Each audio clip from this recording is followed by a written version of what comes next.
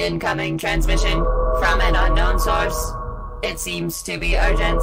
Patching them through. They're calling themselves the HoloNet Marauders.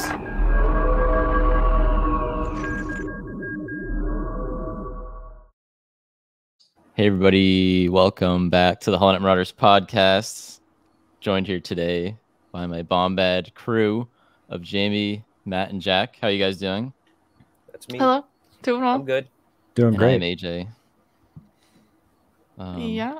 The Sith Lord. I don't know. Good start. AJ the Sith Lord. Why? That's the first. I don't know. Where did I was that come from? I was somehow gonna tie it to like Baylan, but He's not a he Sith doesn't- Lord. He's like no, a nothing. that's I eventually got Jedi this. Merc. There's no Jedi. Jedi mean dude. Yeah, Jedi mean dude. Or a dark Jedi, if you will. I know how much Oh, I AJ hate the loves term dark that Jedi. term. Oh, boy, here we go. Or gray Jedi. No. Oh. No, No no. such thing.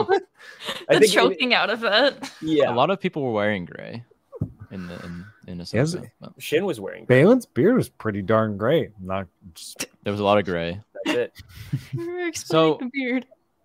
We are here to talk about Ahsoka Part 1, Part 2. We're recording this during when it aired. We don't know when this is going to release, so if this is somehow March 2024, so be it. Hello, denizens of 2024. But Happy New Year. Hello from the past. Can you believe that thing that happened in January? Wild. oh man, just I can't believe COVID 2 happened. You know, Uh-oh. No, Don't say that. Wow. Oh, no, good start. now if it happens, we can't release this. no, we have to. It'll be too We have insensitive. proof. So anyways, we're here to talk about Part 1, Master and Apprentice, and Part 2, Toil and Trouble, I believe it was There's so called. much Master and Apprentice. I know, the Dave, trailer you're was so called that. funny. AJ yelled at me once because I was watching the trailer Master and Apprentice for Ahsoka, and I was like, "Oh, Master and Apprentice is great," and he's like, "Well, you I'm read like, the what are you book or the talking short about, story? you What are dink?" talking about?" And then It is a we good got into, book. like this long thing. Yeah, I love the book. Oh, I thought you were talking about the book. I love the book, but he was referring to the trailer as Master and talking- Apprentice We were because talking the about stupid the YouTube video had a title of Master and Apprentice. yeah, that's what Yeah, that's what that's it's called. true. And He now was the- referring to it as like a movie. the episode so is Master and obtuse, Matt. Apprentice. So now we're like. Now you can't use it. Now we got like 20 things called Master. Actually, I think it's Masters and Apprentices. So Really, is it that? at least the think YouTube that's video. true. is. When we started Oh, you- naming YouTube video trailers, I have a lot of questions. Exactly. It was Oh, just this Master and the one. Commander. Is that Master something? and Commander. You mean the movie with? Is that Russell Crowe? Yeah. Oh yeah. I think It's a good so. movie. Is that anything? It's Master and Commander. So All right. the best. I'll just go into it, I guess. So it was awesome. Can I just say? I imagine we all did the same thing. We're on the East Coast. We were able to watch the damn episodes when they came out. Yeah. Like it was an 9 event. o'clock. It was great. We couldn't maybe partake in like the social media ness of except Matt because stupid Reddit. But anyways, we could because of the strike thing and all that going on. So like it was fun to like text friends about it. Like, oh, we're just watching this live, like a regular TV show, like Game of Thrones or Breaking Bad, whatever was on. Walking Yeah, those Dead are in its TV heyday. shows. I don't have to take another step closer to dementia just so I can see a show at a quicker pace. I know. I don't know Seriously. what took them so long to change that schedule to do that, but And who knows if that's going to stick around? I hope it I hope, does. Probably I hope will. it does too. I mean, like the main audience is the United States. Let's be real.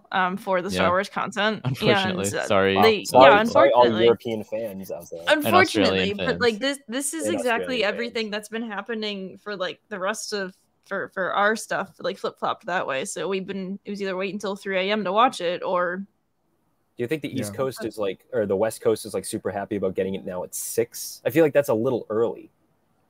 yeah, I wouldn't I love mean, 6. I don't know. I don't think it matters as much in a streaming era. Like the whole concept of an airtime was because back in the day, if you missed it, you're done. Like, Yeah. you had no way to Yeah. record it and watch it later. Nowadays, it's on demand. So it's like, okay, this is just when it starts becoming available. It's you can literally start when at like 9 that to one 6, doesn't matter. intern clicks upload. Yeah. So like, it doesn't matter. It's a concept of yesteryear.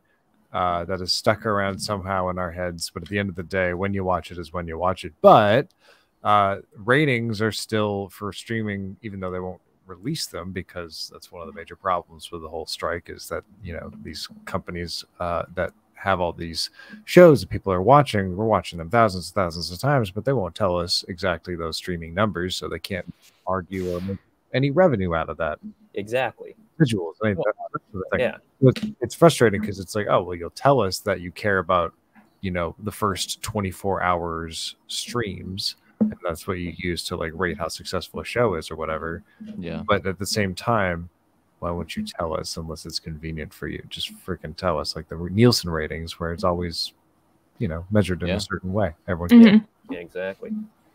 So that's a great point you brought up there. Yeah. But the episode itself, you know, it started. We were all watching when it came out at launch, and like, it's here. The music off the bat was awesome. Oh. The Kiners off the bat. So happy they were doing it. Kevin Kiner leading the way there, and they did incredible. I got up at first, and I went to like grab something real quick because I'm like, oh well, you know, it's Star Wars. So there's probably going to be a ship in space. You know, shocker. You know, I'll jump back 10 seconds if I need to. I come back, and there's a freaking red title scroll, dude, and I'm like, oh, it's one of these. Okay, hold on, back up. Let me change pace. I goofed. I loved it. It felt like a video game crawl. Like it felt like I was booting up like Shadows of the Empire or something. It was like a red crawl coming up with the spooky music. I was like, holy shit. Yeah, no, it's legit. Like, and you guys know how much of like a fan I am of the title scroll. And I've honestly been like pretty mad that they haven't done the title scroll. I don't know why they got it in their heads that like the title scroll needs to be saved for like only the Skywalker saga. It has to be super duper special and it can't be in anything else. Even though that was like one of these staples of Star Wars for decades. Solo literally, had one. The books and the comics have title crawls. That doesn't even make sense. Freaking DroidWorks, an edutainment game, also had a title scroll. Like it was just like you boot up a Star Wars game, you're expecting it to set it up with that. Yeah, and So bringing it back for this, I'm thrilled. You know, there are rumors that it's coming back for the movie. I think Kathleen Kennedy confirmed that for like the Dave Filoni movie. I think for all the movies. Well, I'd say the fact that we're seeing it in Ahsoka would confirm that it's going to be in Dave Filoni's thing. Yeah, but I hope this time it's like going away from me. I want it to like whoever the Star Wars crawl. Yeah, traditional Into the Sunset. But I'm glad this didn't have that. I like this because it goes up. Instead of going, goes away instead of going up. It's the illusion of going away. Yeah. The third dimension. I see. Okay. Yeah. So in 3D. 3D. I'm personally glad they didn't have like the grand orchestra and the the grand Admiral crawl. I was just about to make that joke. I liked by half a second. I liked that it was this because it fit the vibe of what was to come after that, which was Baylan and Shin showing up reverse Phantom Menace style. Oh my god! Don't even get me started. This episode was just the Phantom Menace. Just a dash Return of the Jedi in there. It was literally a little bit. And then the Phantom Menace. Whoop! I said it last night. This was A New Hope crossed with New Hope. Phantom Menace. That's it. It's the first episode. We could say it's like the first real major installment in the New Republic era. Like The Mandalorian has been very Mandalorian focused. Yeah. You know, he's kind of gone around and interacted with the New Republic. The freeing of Mandalore, while still that's like the biggest scope that the Mandalorian has reached, is still relatively small compared to like the stakes of like an all-out galactic war with Grand Admiral Thrawn. So I feel like this was like the first real big title to establish the New Republic era. This is like the flagship show or a flagship piece of content. This also is hand in hand, like right in the middle of that Mandalorian content as well. Because it picks up right from where Ahsoka left off in her first Mandalorian episode. Yeah, exactly. And then a little bit of time passes because Morgan Elsbeth escapes, and then she's nice and has a new outfit. So there's some time, but not that much time. I love definitely not 0 to 3 years. She holds her hands out, just like, what do you mean? Yeah. I figured this would take place after her Book of Boba appearance too. You know, like Morgan around Elsbeth was in Book Mandalorian of season Boba Fett. 3-ish. No, I probably, yeah. So definitely after the Book of Boba Fett appearance, because I forgot that, because she captures Morgan Elsbeth was No, not talk about Morgan Ahsoka. Elsbeth, Ahsoka. You guys, We didn't do I'm anything. so far behind. Ahsoka Listen, captures keep up. Morgan Elsbeth, turns her over to the New Republic. She goes and hangs out with Luke during Book of Boba Fett. And then she hears that Morgan Elsbeth broke out and is just like, shucks. Crap. Come on, Hu Yang. She's like, all right, I actually have to go To my figure out what's going on. So you're telling me with that that Ahsoka lead. and Hu Yang were hanging out, and Hu Yang didn't decide to stay with Luke or hang out with Luke or do anything with Luke? She must have found Hu Yang after Luke, because there's no way. No, not necessarily. I think Yang likes Ahsoka. I think Hu Yang likes Ahsoka. They're I think he also likes the ship, because all of Hu Yang's stuff is on that ship. True. But all of his stuff. Shit in his britches. Luke's literally restarting the Jedi Order. He's all about that. What does Hu Yang do He's before? like, hey, Luke, let me know when you have more students. Like, there's no one here. I don't want to take care of this frog. He traveled with the younglings to go get their lightsabers and build their lightsabers. That was his job, was to lightsabers. But now do you think Ben Solo met Hu Yang? Yes. Oh, yeah, probably. He Most did. at a time. Now Hu Yang's doing something that's not at all it's tangentially related to the Jedi, because Ahsoka really doesn't. She hasn't spent any time in these episodes rebuking people who call her a Jedi, which I was actually pretty shocked about. But he's not really doing anything with the Jedi anymore. He's doing something with somebody who's like, oh, I don't care about the Jedi rules. I'm doing my own thing. Yeah, she dances around it. She always has. Well, she even says the order is gone. She says that to Hu Yang, and he's like, oh yeah.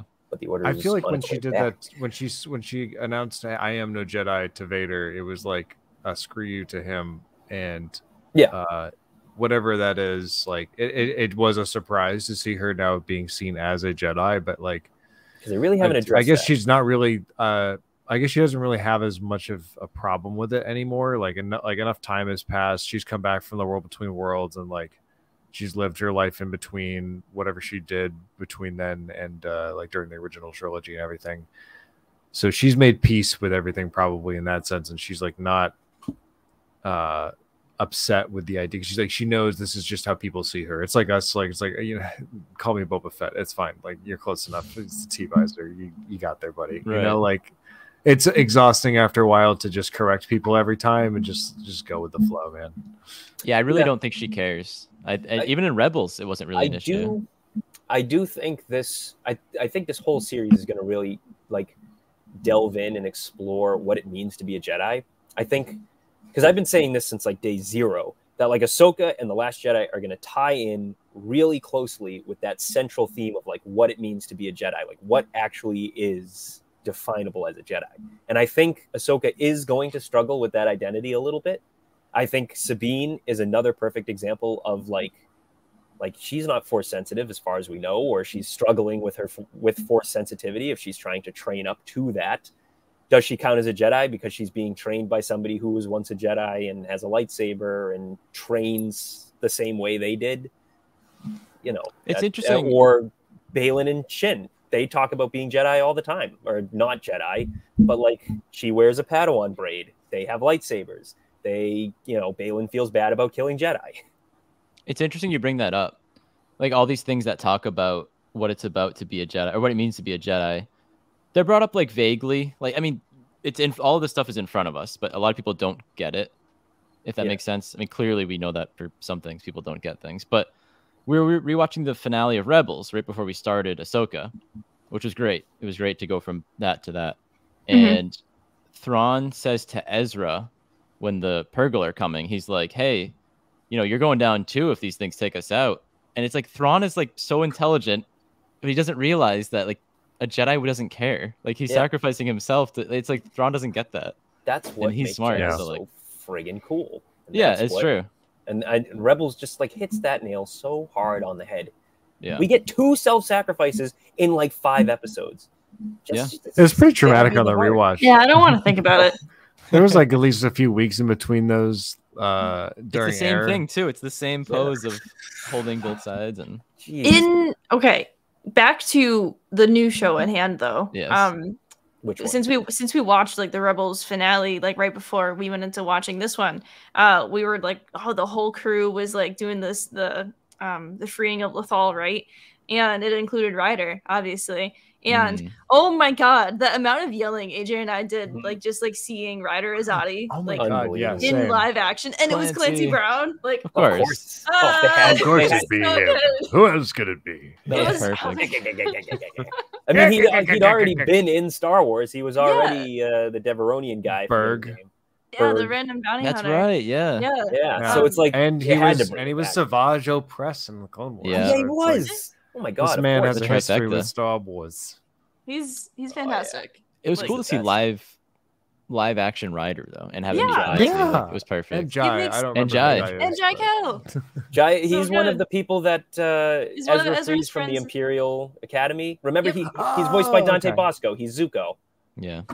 So they couldn't get Dante Bosco as Ezra's fake friend that he screws over in the competition game. He saved Ezra's butt when he came back to Lothal. Yeah. So I was like, that's Dante Bosco. What's going on? Yep. Hey, Ezra, buddy. And then you're in the wrong bar. Let me that guy. Yeah. What are you doing? You gotta pay your tab, pal. Who's the other guy that I like, Jamie? Zare Leonis. Oh, where is he? He's off looking for his sister. I wonder where's Zeb. I don't care if we saw him in Mandalorian. Zeb's hanging out in Delphi. Get the He's whole jamming to the jukebox. Delphi. Delphi is a city. He's doing his own thing. But yeah, the Ryder and Jai Kel reveal was a big surprise. That was awesome. I love to see that, and super excited that they got Clancy Brown to actually all right, I gotta get this off my chest. Because he does look like him. Yeah, it was hard to convince him. You know, he's just so Star Wars so much. I thought this show just looked amazing. Like Here we go. I don't know where this is going, but okay. I think it just looked a step up from how Mando looks. And I don't want Mando, Book of Boba, Kenobi, those 3 shows. They were all filmed on, and those are in order of how good they look. Mando, Book of Boba Fett, Kenobi. Yeah. So I unintentionally did that, but like Mando looks very good for what it is. I don't really have any flaws when I watch it. Kenobi, there's a lot of visual flaws with it, but anyway, we're not here to pick those apart. This show, Ahsoka, looked like film quality. Yeah, most of it, like 90% of it. The beginning, first of all, the very beginning, right after the title crawl goes, and we see the New Republic ship for the first time. It's an inverse of A New Hope, which I absolutely friggin' love. We see a New Republic ship from the top instead of an Imperial ship from the bottom. So we're already like just totally like poetry. It rhymes. A New Hope. It just that ship looked phenomenal, and when the music like swells and it like zooms in on the ship's bridge, like I was like, this looks. I feel like I'm watching a movie right now. I feel like I'm in a theater watching a movie, as opposed to Kenobi, where I. And to be fair, Mando space scenes have looked very good. It's more so like there are a lot of like ground scenes in deserts and stuff. You can like tell it's like the volume. And in Ahsoka, that first planet we see Ahsoka on, where this is a good transition, I guess. She goes to get the puzzle, which was a cool little scene. It felt like I was in a video game trying to move like a puzzle around 3 times. But also, it was like a fusion of Raiders, The Lost Ark, and Fallen Order. Yes, exactly. Keep count of how many circular enclosures everybody entered. I know I rewatched the 2 episodes this morning, and I said every single scene takes place in either like a circular room, or like when she's in the ruins, it's like a circular like statue surrounding like this plaza, or when inside the Baylan puts like the ball in, it's again a circular like Stonehenge type thing. And I'm like, every single scene takes place in like a big circular room because it's all the galaxies taking place in a big circular room. Yep, and then the galaxy is just one big all these galaxies. Holy crap! There's a second galaxy out there. I know, that's wild. Peridia, I think it's what it's called, right? Yeah, I think so. Yeah. That's what we. It was by another name. Yeah, I don't know. Which is, I mean, that's like a wild. That's news. I mean, I don't know. So that's a wild break. Yeah, that's news. I thought he went to. I assumed they just went to the unknown regions. You know. How did they know where he went? That's my biggest question. Because like, how does that all know where? So did he leave a contingency plan? Like that's the only thing I can think of. I feel the same way. I'm very curious. I don't understand how like this ancient map, how would she know that the magistrate, how would she, Morgan Elsbeth, how would she know that this map is going to lead to Thrawn specifically? There's Purrgil surrounding the galaxy that it's coming from. Exactly. Is there like some legend about Peridia that was told at the Jedi temples or whatever that like Purrgil, that's where they come from, or something? There was a like Purrgil that in the sky over them. I mean, there's literally a Purrgil coming out of the clouds when Baylan looks up. Because otherwise, how can she both have a map? Episode? In the second episode, when he puts the ball down, yeah, you look up and there's a that. whale sound. You guys didn't see the Purrgil? I saw the Purrgil. You saw the Purrgil. Yeah, there's a Purrgil coming out of the clouds. He's looking up at the clouds, and there's a silhouette of a Purrgil like flying overhead. And you hear the whale sounds, and he's like, "No, I don't think I didn't. I mean, I didn't see the Purrgil on this I one. haven't seen anyone talking about that either, but I don't know. That's real wild. Purrgil? I was talking about just the ones that were on. No, the there's map. a real Star map. Purrgil. There's Yeah. a Yeah, real I was talking Purrgil. about the map one too. Oh, I'll have to rewatch that. You guys have to watch that scene. Trust me. Perception -3. Sorry. I'm shocked. Yeah, that DC was like 15 for it was just happens. What do you call it? I just am so confused because like how can you both be looking for Thrawn and both have a map and also have a map to Thrawn, and why is the map hidden in an ancient Yeah. Like, like unless it was like a predetermined place, there's. I mean, we can assume it must be a legend about where Purrgil came from. it's a legend of where the Night Sisters came from. Yeah, The Purrgil and the Night Sisters are probably intertwined. She talks about the Night Sisters coming from another galaxy, which, first of all, I absolutely Hold up. love. Wait. Love that detail. Hold up now. Say what? Hold up. What You you can't didn't just notice? drop that casually. That was huge. I was I was trying to so flip the dang No. transcript. I can't find it. No, so I remember her saying that she is a descendant of the Night Sisters, first of all, which Yeah. hold That was up. exciting. Yeah. Like I'm very excited to like see that even like happening. It's like, what? But that makes sense that they're from somewhere else because it's essentially like their use of the Force. So yeah, Well, and they that's don't what really I- add up. They stick out like a sore thumb in Star Wars, in Yeah, a good way. magic They're very is cool. So different from like the normal way the Force is used in that galaxy that it makes so much sense that the Night Sisters are using like a different form of the Force because they're not from this galaxy. Yeah, You know, and that's just like crazy to me. most aliens of these aliens. Holy that smokes. would only be the case if Night Sisters built the altar on Cetos. I think Which that's is- the implication. All she says is that ancient people from a distant galaxy made that shrine, which wasn't the same as the one that Ahsoka visits in the beginning of episode 1. I just took that as an implication. I mean, the fact that the map works on that, thing. It's a Night Sister map magic. found in the Night Sister temple. She uses Night Sister magic on this, Stonehenge type thing. I just assumed it was more So- Night Sister stuff. I'm with you. Wait. I just hadn't made that same connection, so I'm My- like, my questions that I have, like, ever since Thrawn kind of has come into the picture here in this Well, in he this hasn't Mando- yet. Well, but he's out there. He's calling to her. How- being all through time and Thrawny. space. How does he have? I mean, him and Morgan Elsbeth have this connection that they've had for quite a while because Thrawn's been gone a while. What, 11 years, Matt? No. Yep. Since We're 11 before the years Galactic after. Civil War, or right at the beginning of it. Like, how does Thrawn have any power? I mean, I guess it's just weird to me. And all these other, it's Thrawn. I'm connecting this to Mando, and like that Shadow Council we saw. They all are like bowing down to Thrawn. He's not even in the picture, so I'm like, why are they bowing down to him? He's a grand And how? Who's talking to him? How is he Yeah, but talking to He's them? been in another galaxy this whole time, and we kind of saw that Morgan Elsbeth is communicating with him somehow through the Night Sister magic from the. I other don't know galaxy. about that. It's all very I'm weird. sus on that. I'm sus on it too. Yeah, like don't you think that like maybe it's like Shang-Chi or something where it's like they like wants her to think it's Thrawn, but it's something actually else. Ezra in Blueface. It's like, yeah, just doing one of his like famous impressions over the Gotcha. comms, like, hey, It's Jabba the Hutt. Morgan, hey Morgan, It's Jabba the Hutt. Deals on deals on deals. It's Speaking your old pal Lando. so speaking of Ezra though, long time Marauders listeners know that Ezra's not my favorite character, and like it's not his fault. I love He's just Ezra now. a kid. Love But like Ezra. coming around to like rewatching Rebels, the good handful of times that we have, like I have learned to love Ezra, especially like He's little rewatching the Kanan. finale again. Yes, that's why I have learned to love him so much because he's an extension of Kanan. the moment Jason Cinderella turns up, I'm gonna eat my words. It literally is an actual canon. Jason. But Ezra, I love how he was at least shown in the hologram, and I loved everything about that so far. And he just looks like so like awkward and like wonky, and I'm just like, hey, Sabine. And so like I can't wait to like he like waves and everything.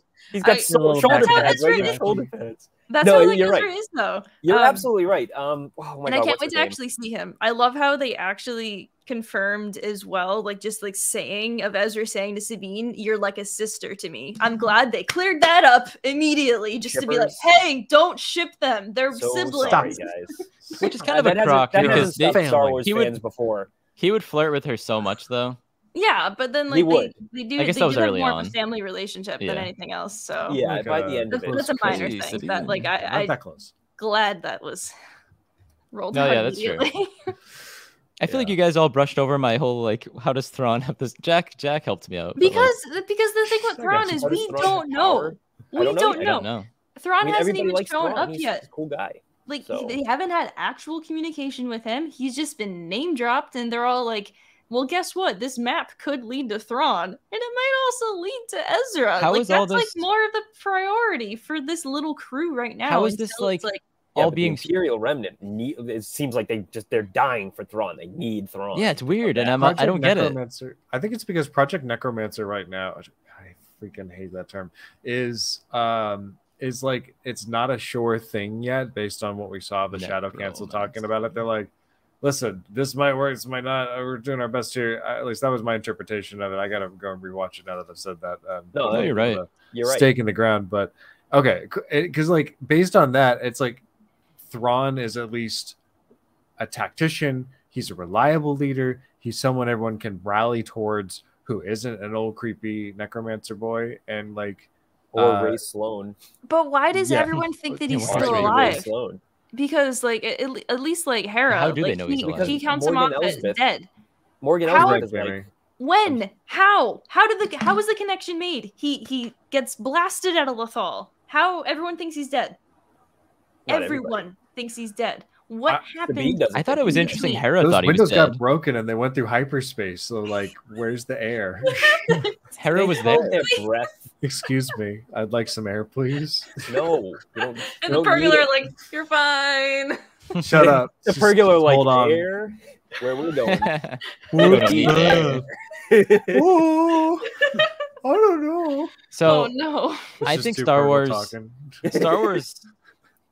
is at its best, like when we can speculate about things and like there's all these questions. So I love this. Like I love that we don't know. I mean, like what's going on with Thrawn and like how he's communicating and why everyone like. I hope we get explanations to that because I mean I feel like sometimes in some of these other shows there's been big questions about things and they just get brushed under the rug. But this one will be answered. It's a big one. I think so. It's a big blue one. Yeah. There's all these questions like about Thrawn that like we have like right here and now, but honestly, like even though there was like no closure on that, I wasn't thinking about that man once these entire two episodes. I gotta say, because there was a lot of other. There was a lot. I was not about our big blue boy out there. I was not. Part of me was a little bit like, when are they going to get to the fireworks factory? But I'm glad that like all the trailer stuff seemed to be the first 2 episodes. So yes, like, we're moving right along. It's it's like Mando season 3. It's like, oh, okay, we're already okay, all right. Yeah, that was very quick. Of like most of the stuff already being shown. The Shin and Sabine fight in the Dark Forest. We have the confrontation between Ahsoka and Baylan. On Cetos, on Cetos. Some ghost footage with Jason in the passenger seat. Ghost footage, yeah. And of course, Ahsoka, Hera giving a speech or something. Was there footage of Jason? There's footage of it was like the back of his head. A little head sitting in a chair. Son of a bitch, they're finally going to take the green-headed stepchild out of the box. Unless it's Melch from Hondo's. Melch. Hopefully it's Melch. Yeah, it's Melch. My friend. Is it Melch in the show? We need the Invincible Ugnaught. Why did they put Melch on Smuggler's Run? They should have. I said that the other night. We need some closure on what happened to Melch. We also need closure on why Hondo is doing a barely legal shipping business on Batuu. Like we need the full closure. Yes, but how did he get there? Like we have where he is in Rebels. How did he get From There was a too far. Oh damn it! Can I just share one thing about the Star Cruiser?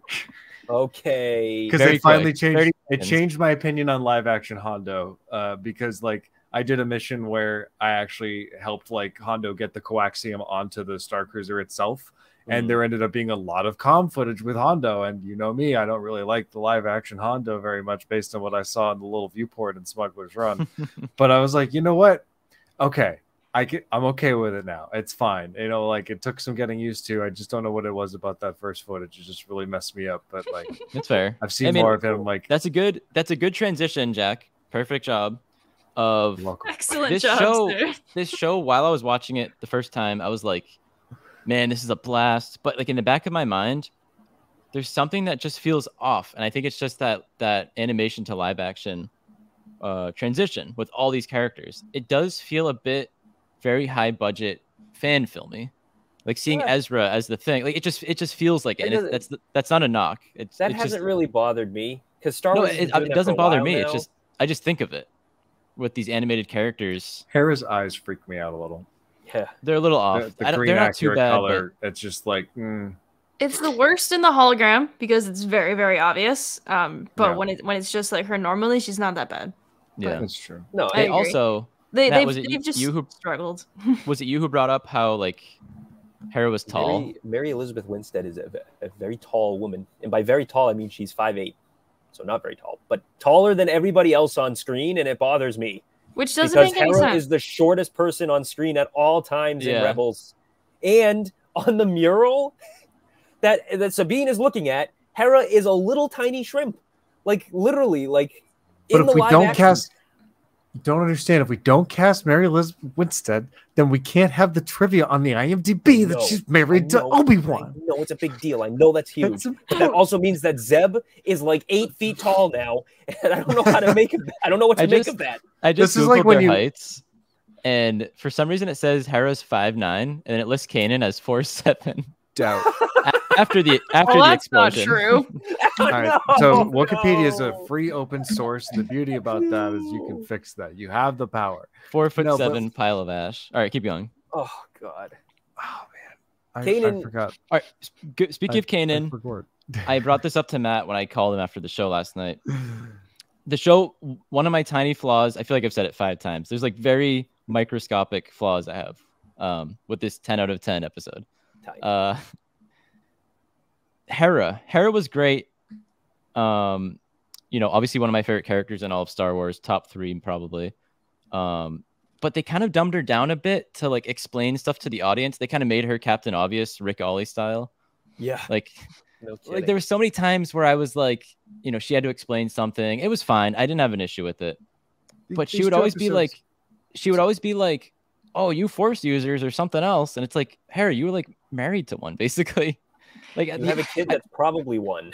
I really wish they could have just brought up Kanan, but since it's the general casual audience, everyone would have been like, "Who the hell's Kanan?" Like the guy they probably flesh him out a little. They could have.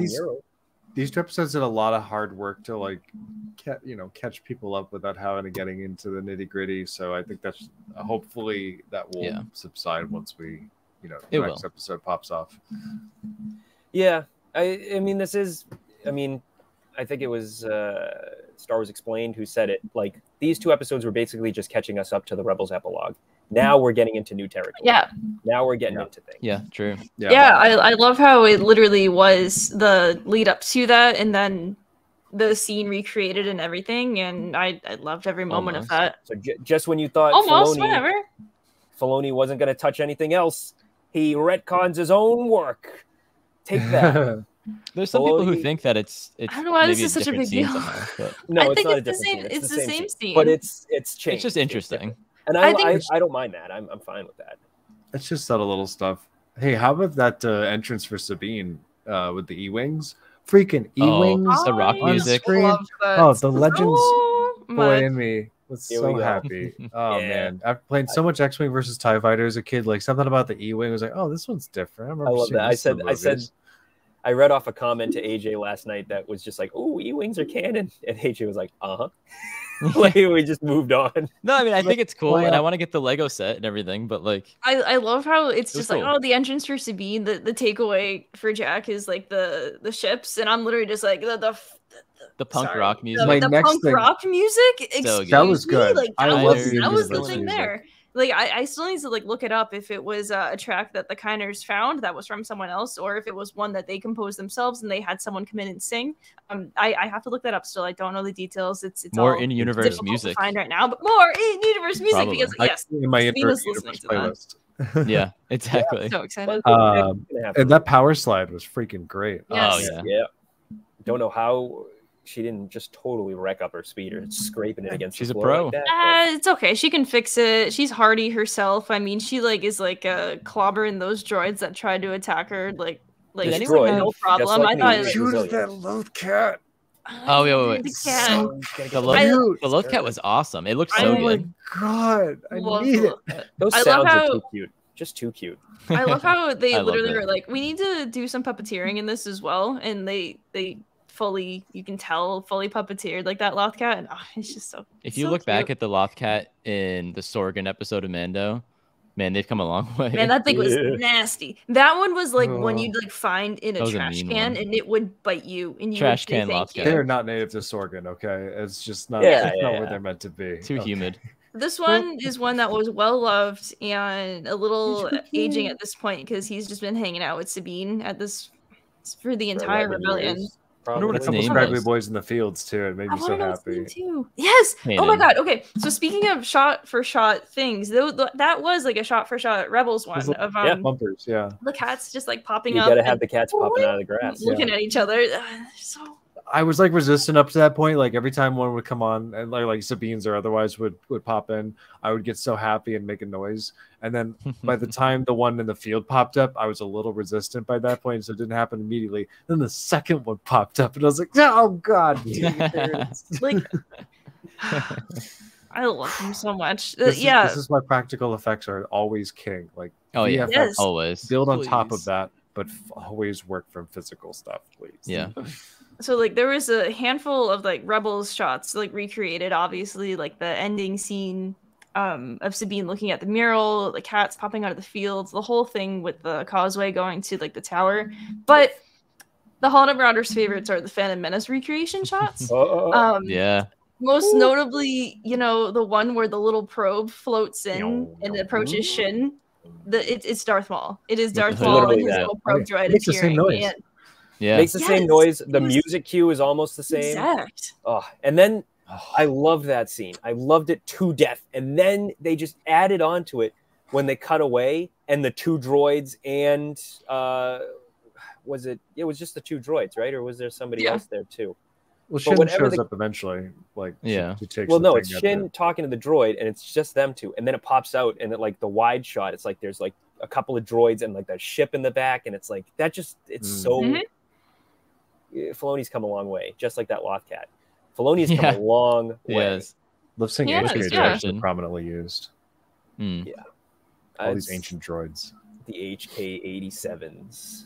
Did you guys find it weird that like They have nukes. in Sabine their was supposed chest. to be at the speech thing, like the I did celebration, find that weird. and they were like trying to like not arrest her, but like why were they using No, they were- force to like stop her? They I were just thought, trying to let- arrest her. Let her They- be. What is this? No, the Empire? Ryder. No, They're trying to Ryder pick her was up and like, get her to the ceremony. They she was booked supposed her. to be there. She was supposed to be there. Ryder was like, go find her. Like now, like you by any means don't like arrest her, but like go find her. And they It was found a little her. aggressive. And then Sabine is just like, you're gonna tell me what to do, which was in such Sabine fashion. Like you're gonna tell me what to do. No, you don't get to tell me what to do. I We love didn't even how talk about her often she- performance. She Ah, Natasha crushed Lou it. Bordizzo. Natasha. Oh, it's so She good. was awesome. amazing. She's Every Awesome mannerism. job. And I will say Mary Elizabeth Winstead, awesome as Yep. well. You know, Yeah. I, and of I course mentioned Rosario her height, Dawson was great too. and of course Rosario Dawson was great. Yeah. Mary They're all Elizabeth great. Winstead crushed it as Hera. There were a couple of moments when she was talking to Chopper that I was like, perfect, awesome. Yeah, that Natasha- was But that chopper banter. Oh my God! Dude, like, the guy they got to did play you go through Chopper my stuff? looked exactly like Chopper. Like they did so I know, right? well. Yeah, he really emulated the part. Like I was watching Lower Decks and like watching Jack Quaid like emulate a character he's played like in animation. Like that's tough. So Yeah. for Chopper In to Strange emulate Worlds. the animated Chopper That's a lot of work. And that was tough like when he did it. When he did the little like no, it was so good thing, though. Like the whole I'm the best. He did like the sassy hands on the hips and everything. Did you go through my stuff? No, I didn't. Did you check under there? Yes, you did. He's great. Well, that part where it's like, no, we can't blow up the ship because if you do, then it's gonna drop on the city. Is that bad? This is already contemplating more war crimes. I love it. But getting back to Natasha. Yes. She was phenomenal. Great. And they made it. She looks like Sabine, as much as you can look, like a character whose eyes are a fourth of their head. But that's every animated character. You make the eyes bigger and more expressive. But yeah, she looks awesome. She looks the part. She acts the part. Like they crushed it. And when she cuts her hair, that was like, oh man, here we go. Yeah, I was waiting for that moment. The whole 2 episodes. That was another exact same knife. Yeah, I'm pretty sure it was the same knife as Kanan's because it was definitely like shot the same as when he cuts his hair. Same way. So, hand. Yeah. I just want them to mention Kanan. Can we get like a Force Ghost or a mentioning or a flashback? A Force Ghost. Why not?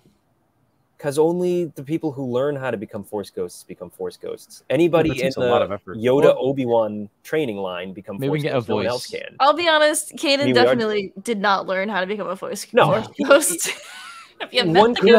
One might be able to argue that he was within the Loth Wolves at one point. Oh, he was. Through the Loth Wolves, through time and space again, because he was. I don't know if that training actually was able to pass down. Like Obi-Wan didn't really do much to train Luke, and Yoda sure as hell did, and we saw most of it on screen. There wasn't a whole lot to it. It was a lot of rocks and jumping over hoops. I think my personal headcanon is that once Qui-Gon broke through that like barrier in the Force between like just being part of the goop that is the cosmic Force and being a ghost spirit in the real world, it just became easier for other people attuned with the Force to be able to make that same move. I like that a lot. Maybe, perhaps. That's good. I think Matt's in his head yelling no.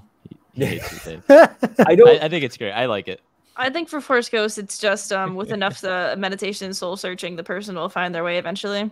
I don't think it's like hereditary. So if Ben can do it at last second, like there's gotta be. Do think it's part of that line, and I do think Yoda might have returned at some point to teach Luke the same way Obi-Wan supposedly taught Anakin in his last moments alive, whatever.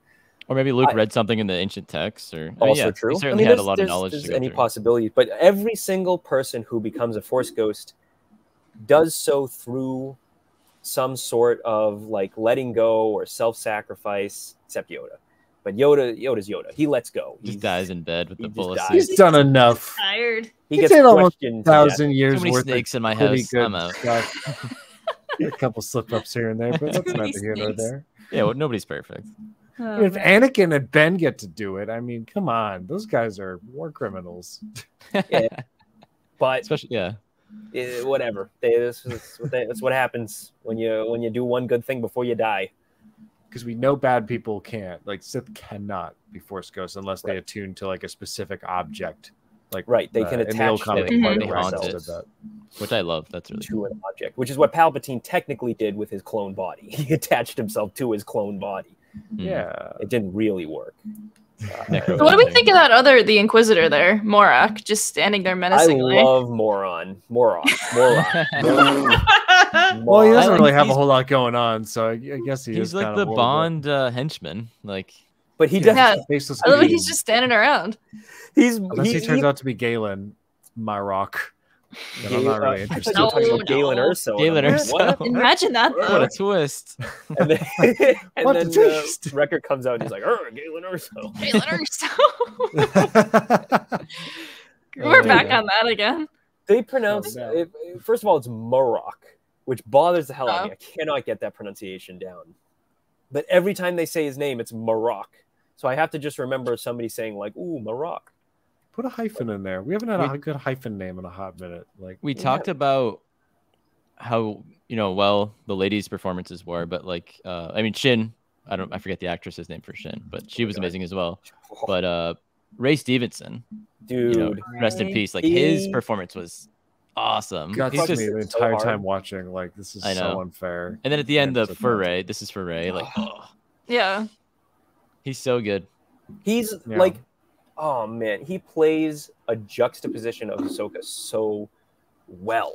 Like Baylan and Shin are obviously just, you know, the foils for Ahsoka and Sabine. Yeah, and he plays like an Ahsoka foil so well. This kind of like calm, methodical, non-Jedi who everybody thinks is a Jedi, going about doing his own thing, trying to find Thrawn. Basically, like, you know, where Ahsoka could have gone had she strayed from the path. He does it. He plays it so well. Yeah, because like Ahsoka. He's clearly got like some morals to him. Like he doesn't seem to want to hurt Jedi. Really, like he's not wild about the idea, and like, you know, that clearly like his Jedi teachings did have an effect on him, even though he just does stuff for money now. Like in terms of just like mercenary hire and everything. Like it's like clearly there's some part of him that could probably be convinced otherwise, but he's just so far like jaded from his past and like what happened to him, whatever happened to him at Order 66, and like it just all comes through so well in Rey's performance, and it's just such a crime that he doesn't get to like actually see this work himself.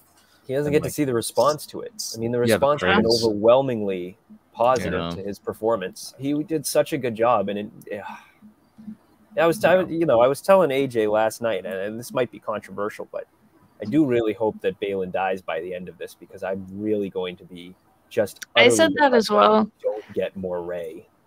Like I hope he gets some sort of like a full arc somehow within like this season, and I think that like there's potential to, just like based on like he has an apprentice and their borderline dark side and what a dark side apprentices do to their masters. Yeah. We were talking about like the Phantom Menace vibes of the episode, but like Baylan gives me big Dooku vibes. Sure. Almost. Yeah. With just like Broken Jedi. Broken Jedi, just especially like the strength alone. Attack of the Clones Dooku, not like, because Attack of the Clones Dooku is, we've talked about it before. Signature look of superiority. Different character than Clone Wars Dooku, who's a lot more evil. Like Attack of the Clones Dooku, he's just like, oh no, what are they doing? Well, Dooku didn't want to hurt Obi-Wan in Attack of the Clones, really. He wanted to Obi-Wan, you've got the wrong man. It wasn't me. I was over there sitting on the bench. I wasn't doing anything. Yeah. Literally. I'm your old buddy, your old pal. Dude, honestly, that was such when I was a kid, though, I was not a fan of it even as a child watching that movie. But at that point, I was like, you know, he might be good. I don't know. Yeah. They packaged every single friggin' Dooku figure with a red lightsaber like you were trying to fool us. We know. We pay attention. Oh, speaking of red lightsabers, you guys have been great we're on the ball tonight with these transitions. I want to bring up the orangey lightsabers in Ahsoka. I swear they look more red in the final product than they did in the trailers. Yeah, I kind of forgot they were orange. They turned it up a bit, maybe. Yeah. Yeah, I mean, like, they still look orangish. They do, especially in that hallway scene with Baylan. It looks very orange. I never really saw them as straight up orange. I always saw them as like blood orange. Yeah, like, blood orange is perfect like way to go. Red. Grapefruit. Grapefruit sabers. Yeah, like it was never like a bright orange, and so I think it's so funny that everyone was like fixated on like the lightsabers are orange, because like we've never seen that. That's not so good. Where's my orange? It's not true. Just a little bit. You're like, I hate everything just a little bit. I have an orange one. Can't really tell right here, but that's yellow. No, it's not. That one is orange. This one is very orange. It's very frustrating because, like, as a kid, Jedi Power Battles Episode 1, like, Plo Koon had an orange blade in that game. Yes, and it's broken me. I can never. I no matter what you tell me, I know it's blue. In my head, it's an orange lightsaber. Has a 20-foot long orange saber if you collect the right power up. Oh my god, the super that looks sabers. Ridiculous. I love the super sabers. Hey, people thought the saber was long in Survivor for the crossguard. Whew, they didn't live. Get back into this conversation at the wrong time. Jedi Power Battles on PlayStation. Comparing lightsabers. Hardest game I've ever played. You can't play the game. It's too hard. But yes, I'm obsessed with the orange lightsabers. I love that angle. I love that detail. It's nice. They're not full blown Sith. Yeah, they're not full Sith. Like it's not fully blown red. Oh, I had something to say about that, and I don't remember what it was. Oh, yeah. Another Phantom Menace connection before I forget was how they get off the ship. Just the whole like beginning when they get off they disembark the ship and they come with their cloaks and their usual like Jedi kind of. I mean, they looked. Baylan and Shin looked very Qui-Gon and Obi-Wan with their hoods on, coming out of the ship, walking around. All the smoke. Yeah. Well, it's the smoke. You're right. The steam probably had a lot to do with it. My brain probably was like, "Ooh, steam." The steam coming out. I'll never get over that depressurizing, whatever the hell that's supposed to be. When ships do that, when it come out like Return of the Jedi, all that. But like when the attack was actually happening and they're just like going through hallways. And all the blaster fires going off. I don't know why. I think it's been missing, but maybe this is just me just noticing it so much in this. But like the A New Hope Tantive 4 Assault vibes with the very smoky white hallways. White hallway, yeah. I was just like, wait, how come blasters haven't been emitting as much smoke in recent iterations of Star Wars? Good question. Was the smoke in the hallway from A New Hope caused by the explosion in the door, or was it caused by the blasters? I thought it was both. It was the explosion in the door, and then just like other random stuff. The Empire had a lot of tight and whatnot. emission laws. Yeah, I thought they were using squibs when they were filming, but I could be wrong. But like blanks rather, squibs and blanks. But they would have popped a little smoke at least. I think. Yeah. I loved all the background aliens in the New Republic. Can we just say? Love the goat guy on the fall. Love goat guys. Yes, I love how they included that. Yes. But yeah, that was such a frequent alien, like in Rebels, like in on Rebels, the fall. So that was very cool to actually see them. Very jarring to see, but also great. The Celestian with the pilot helmet on, or whatever. Celestian, yes. Montel, Mari. There was a Rebel technician and a New Republic technician in the tan jumpsuit with like an ace bandage wrapped around his head in like the beginning, like in the background, and like I love when they're like walking through the hangar, like Hera greeted Ahsoka and Huyang. And they're walking through, and some guy walks by with like half like a protocol droid like torso, and Huyang's like, yeah. Wow, I didn't even notice that. I gotta rewatch. I gotta watch this. It's great. It's great. I loved Huyang so much. Dude, the New Republic was just so friggin' good in this. So can we talk about? I know he's not a New Republic guy because he's a private contractor on Corellia. But can we talk about the repeated casting of comedians or comedy character actors in like government or bureaucratic roles in the New Republic? Because like having freaking Tony Shalhoub that was Tony Shalhoub. Yes. No way. That was Monk. No. It wasn't. It was a guy from. That wasn't Tony Shalhoub. It was the guy from House. You're right. It was the guy from House. Yeah. No, I thought I got confused too. It looks so similar. You just gave me an aneurysm. No, I thought it was Tony Shalhoub at first, but like I was like, "There's no way that's actually happening." I thought they were gonna shoot his head off and it was gonna grow back. Yeah. Oh yeah, MIB. I forgot about that. Okay, yeah. Wow. Total aside, I've been going around thinking that was the same person. The text kind of looks like the font that they use in the Men in Black credits as well, with like the white text. It kind of looked like that to me. In like the moment with just like the extra dots in between. Yeah, it kind of looked like that. But anyway, not Tony Shalhoub. Corellia was cool to see. Character actor. Corellia loved Corellia. Phenomenal. Again, going back to what you said about this show just looked like a movie. Looked good. Yeah. And honestly, Corellia looked better in this show than it did in Solo. I'll say. Well, I mean, economically, it's sure booming compared to the Corellia we saw in Solo. I mean, there's different stuff going on as well. Like the Empire is definitely just like tossing their weight. Water is very polluted, all of that stuff. They don't care. And meanwhile, the New Republic's probably just like, all right, we gotta try to clean it up a little bit. Was, compare the scrapyard on Braca to this scrapyard. Yeah.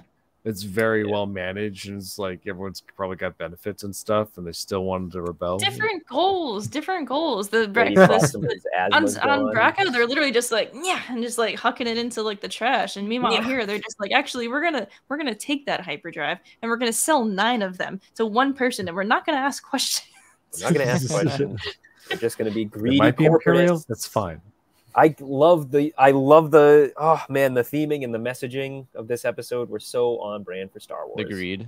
Great, great old good old George Lucas greed. Good old greed. Oh man, those greedy jerks being greedy out there. I mean, George Lucas is like obsessed with greed, so it makes perfect sense that Dave Filoni is also just totally obsessed with greed. Oh man, it was good. Yeah. And we end the part 2 episode, which was directed by Steph Green. I wanted to point it out. Yep. She also did the Book of Boba Fett Train episode. Train episode. I believe that was episode 2 of Book of Boba. Which was the majority of the Tusken Raider. Yeah, stuff. straight up. She's had 2 bangers so far. So it ends with that giant hyperspace ring, which I'm sure all our minds went back to the Eye of Attack of the Sion. Clones. Attack of the Clones, guys, with the giant rings. Jedi starfighter is going to fly right in the middle of that. Well, I was until I saw the bridge of that thing, and I was like, I'm sorry, am I in Star Trek? What happened? I know. I'm in Discovery all of a sudden. It's wild. That was wild. The gold was very strong. What was with the wet holograms? It was like, yeah. Yeah, they like. You know what it kind of reminded me of? It fart out the holograms. Like so it kind of reminded me of a combination of like the Umbaran tech in the Clone Wars. That was all. Do you guys remember that? That no, like, I it do. was the block, like.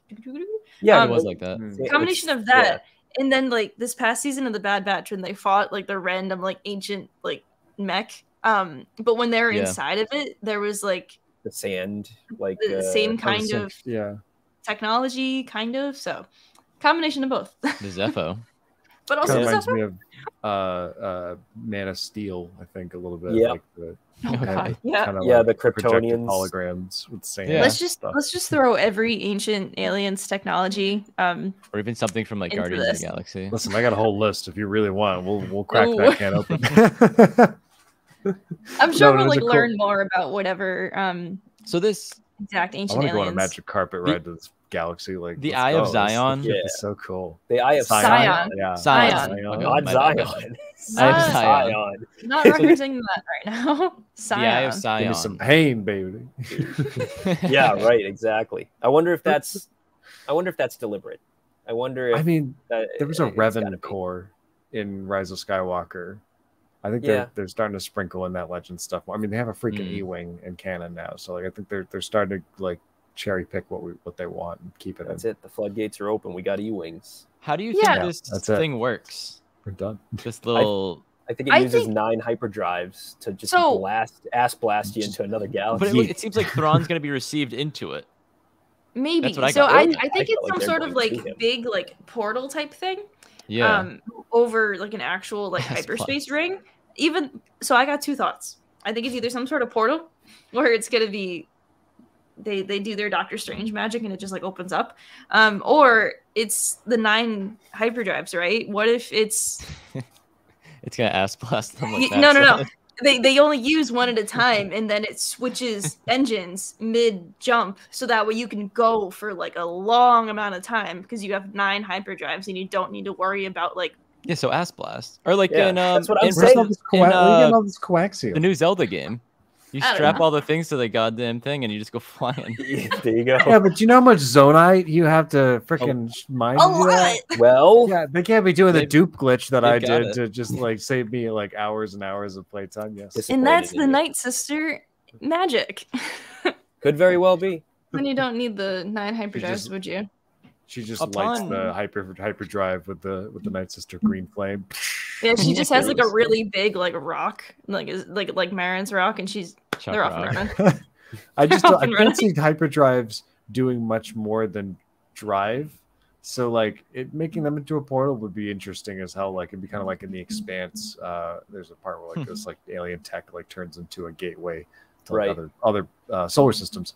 Yeah, and something like that would make sense. It would certainly save a hell of a lot more time. But like, I feel like there weren't any seatbelts on that bridge, so I guess unless they come out of the floor like in Hu Yang's, like it's possible. Hu Yang's ship. That was so. Really is cool. the ring? I like that a lot. I think the ring is the ship. Yeah. The ring is and then they're just gonna strap Thrawn's Star Destroyer to it and come. I know back. you think it's a portal, and I respect that. I think they're going to strap it onto a Purrgil. They're going to find a Purrgil. They're going to strap it onto it. I know what you're thinking. The Purrgil already can travel through hyperspace. They don't need it. But the Empire doesn't do anything without harming an animal, too, if they can. So they're totally just going to strap it on there. They're going to but they don't. Purrgil. Take us where your people are, Purrgil. But they don't know where the Purrgil are going. So if they attach to the Purrgil, then they'll be like, all right, write that down. Yeah. It's like the Purrgil are going. Before we finish up, I wanted to go back to my big question that we all yelled about how do they know where Thrawn is and all that. The other thing is like the Purrgil just grabbed Thrawn and Ezra and went. Like no one knew where they were going. Exactly. So how did they know where they went? That's my question. What are the odds there's a connection to the Purgle? I'm guessing this right now. Night Sister know. The Night Sisters are connected to the Purgle. The Night Sisters probably Ezra's plan used was great, and then he was like, "Oh, we didn't know they were connected to them." He had no idea this was happening. Thrawn was Biffles with a Night Weird Sister connection. But the Night Sisters are connected to the Purgle. They use the Purgle to get to this galaxy. So a Night Sister would probably know where the Night Sisters were originally from and use the Purgle to get there. Teacher, why is a Night Sister working with the Empire? That seems pretty low class. She's a traitor. Jack, I'm about to say this. I'm going to say this. Are you ready for this? Greed. She's a traitor. Don't you start. She made a ton of money off of Thrawn and the Empire, right? That's like the whole thing in Mando. She was stripping. Maybe she's like one sister, and like she's just like appropriating it. I'm totally a full-blooded Night Sister. She doesn't have like. I don't think she's a totally full-blooded Night Sister, by the way, because of that. Like she doesn't look like any of the Night Sisters, and so like at that point, like she's a descendant of a Night Sister. It would take a lot of money to betray my people with the memory of them. Somebody gives her $1. I'm in. Mr. Krabs. Mr. Krabs. 62 cents. Mr. Krabs. Am I going to arrest Sabine? Of course I am. All right. Is there anything we missed? I feel like there's one big thing that we missed that I can't think. Stop stabbing people. Stop. I'm fine. Qui-Gon, the disrespect to Qui-Gon over here. He's just like, stabs. Come on. What the fuck? I do appreciate that. Get him on ice. I dislike the stab, but I do appreciate that they made Sabine literally like rest for like a full amount of time, and she wasn't just on her feet immediately. They were just like, no, you got to stay here. You got to rest. The only time we've ever seen cloak combat. We've seen a character keep their cloak on so cool. and use it as a weapon in battle. That's why the Jedi lost the Clone Wars, because they take their robes off before they battle. Use the robes, you idiots. Inquisitor just get a black one, so if it gets singed, no one notices. Yeah. Kylo took his off too.